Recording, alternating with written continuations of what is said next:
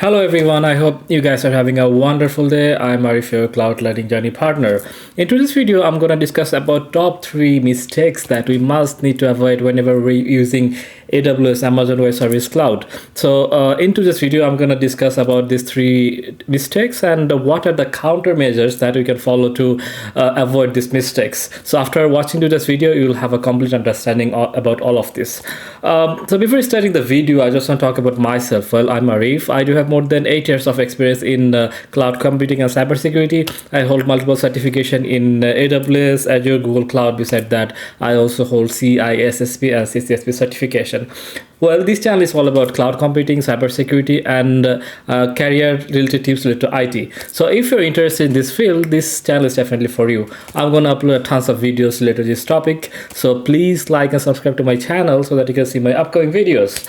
So without further delay, let's dive in. Alright, so I have logged into my personal AWS account, and from here I'm going to explain all the 3 mistakes that we must need to avoid in AWS platform.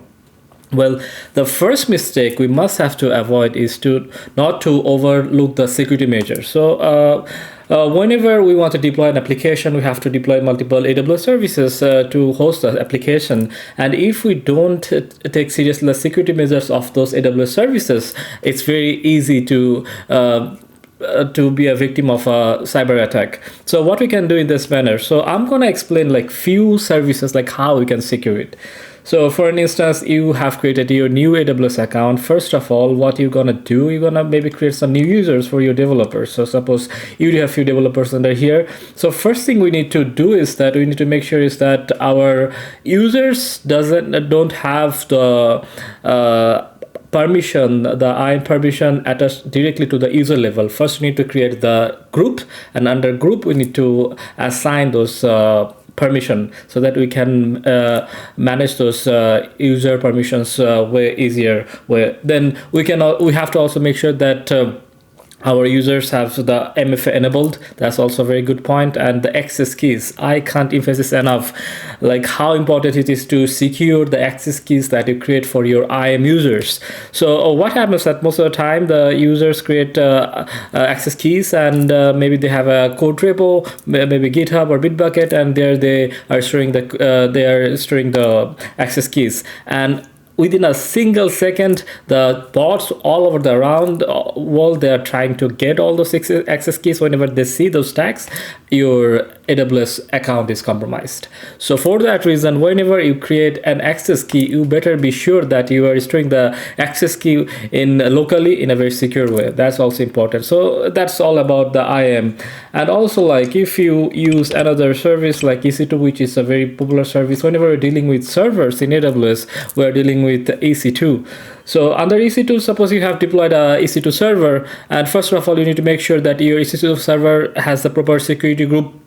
You are only allowing the inbound request only from particular IP address. You are only allowing few particular ports as an inbound request, and you need to make sure that it's secured. And then also you need to make sure that the image that you are using to create the EC2 server is secured, is provided from the AWS side. So before using any third-party image, you have to do your due diligence. You have to do checkup whether the image is okay or corrupted, or there is any sort of malicious software that are already pre-installed in that image. So you better be careful on that.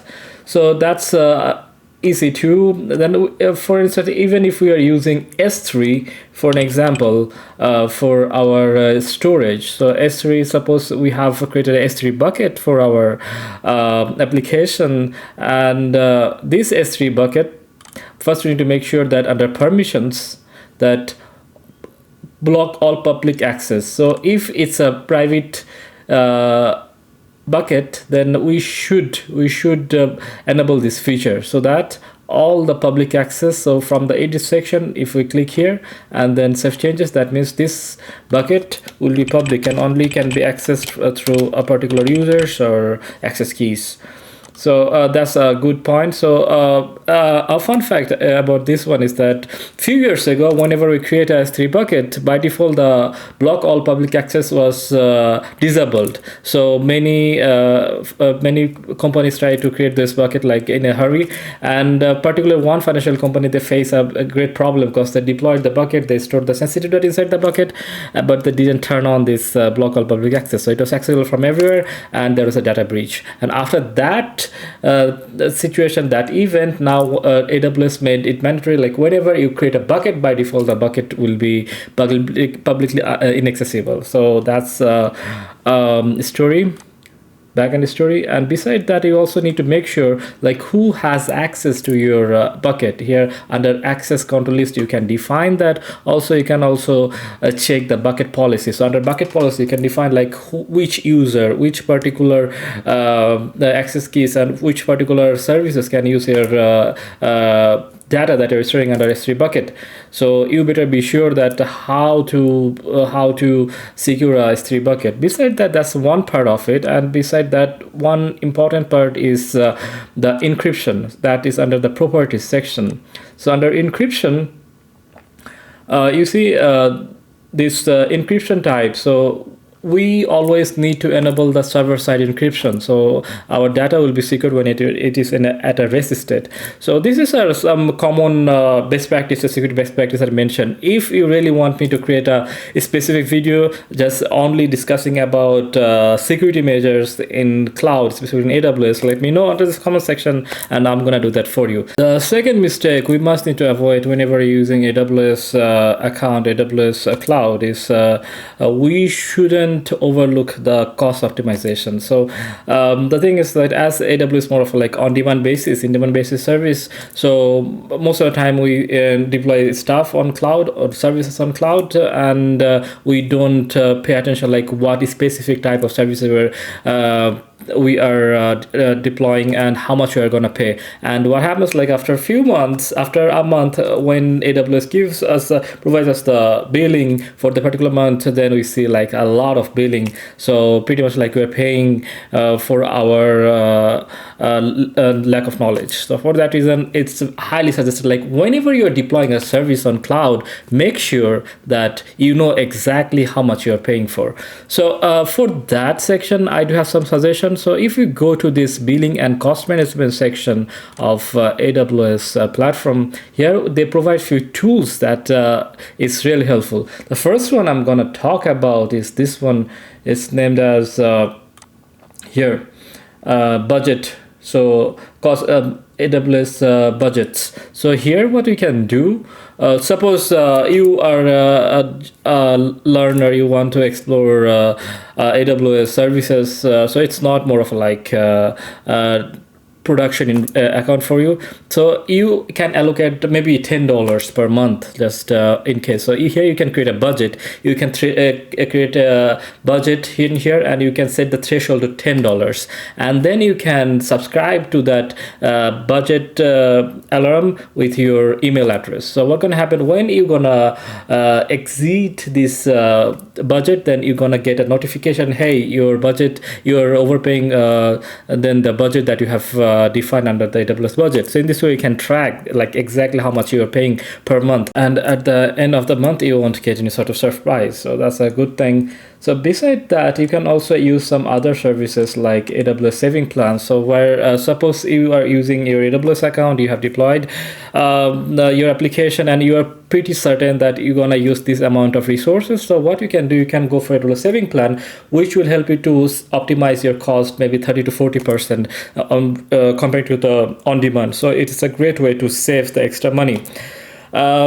Here on one more suggestion is that you can also set some alarms under CloudWatch that also can help you to get a regular basis notification, like daily report, like how much you're paying per daily basis. And the last suggestion for the AWS billing is that you should at least once a week, you should check the AWS billing section. So it's under here. If you go to the bills in this page, and just here if you can choose any months of bill. This account I don't use that much, so that's why last month I only got charged for $1.42, and these are the services I have been using. So it's a good way. So every week maybe once you can check like whether is there every service that I listen here, whether you're using it. If you're not, then you can just delete those services to save some extra money. Now we're gonna discuss about the third and the last mistake that we must have to avoid in AWS, that is not having data backup. So suppose you are using AWS EC2 for your servers, and there you have EBS volume where you have your sensitive information, or you are using AWS S3 where under S3 bucket you're storing their the data, and you don't have a proper backup. Just let me give a scenario. Suppose everything is deployed in a particular region. So here if I go to EC2 once again for explaining this one. So EC2 is more of a region-based service, the same thing with the S3. So if I go to here under bucket S3, here you can see all have a particular region. So almost all the buckets I've created in North Virginia, and here under instances we can see like we do have multiple regions. So suppose you have deployed your application and everything, it's a production application, it's running on North Virginia region, but you haven't enabled the backup feature in there, and you haven't done the multi-region backup. That means even if you do have backup, it's a single region. So what's gonna happen like when the whole North Virginia region goes down? That means your application is also down, and you can't restore application unless the North Virginia region goes up again. So that's a problem. So to face this problem, we need to have a backup solution. So for EC2 backup, I have created a video where I have explained like how you can use AWS Lifecycle Manager, which is a great product where you can back up your servers, EC2 servers, and region basis in the same region, and you can also make a copy of the server backup to another region. Maybe in our case, as we are in North Virginia, maybe we can make a copy to Ohio or Oregon region. So for an instance where even when the whole region is down in North Virginia, we can restore our application in a different region. The same thing goes to S3 bucket. So even if I click in here in S3 bucket, right now it doesn't have any data, but if we go to the management section in here, and here we have a section where it's called replication rule. If I click replication rules in here we can choose like from source region in which other region we want to do a replication. So whenever we store a new data in this S3 bucket, the same data will be replicated to another region is for the backup. So if you want to have a proper DR plan, you must have to have backup procedure in place, and you have to test it. It's not like you have a backup then it's all done. It's not like that. You have to test it whether you can retrieve your data from your secondary region. So it's a proof that at the time of real event you are okay, and your application can be restored. So please do backups of your data whenever you store your data in a cloud platform. So here you have it, the top 3 mistakes that we must need to avoid in AWS, because if we don't avoid the mistake, that it's gonna cost us a lot. It's gonna cost the reputation of our organization. It's gonna cost a lot of money, and we will face a lot of difficulties. So if you got any sort of confusion related to these things, that the suggestion that I provided today, please let me know in this comment section, and I'm gonna clear that for you. Well, if you want me to cover any specific topic related to IT, please let me know. I will cover that for you too. Well, if you found this video helpful, please like and subscribe to my channel so that you can see my upcoming videos.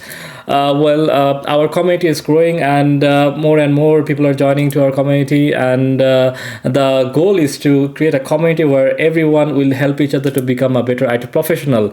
And it means a lot, like when you are spending your time to watch my videos. So that's why I try my best to provide values through my video. So that's all for today. Have a great and wonderful day.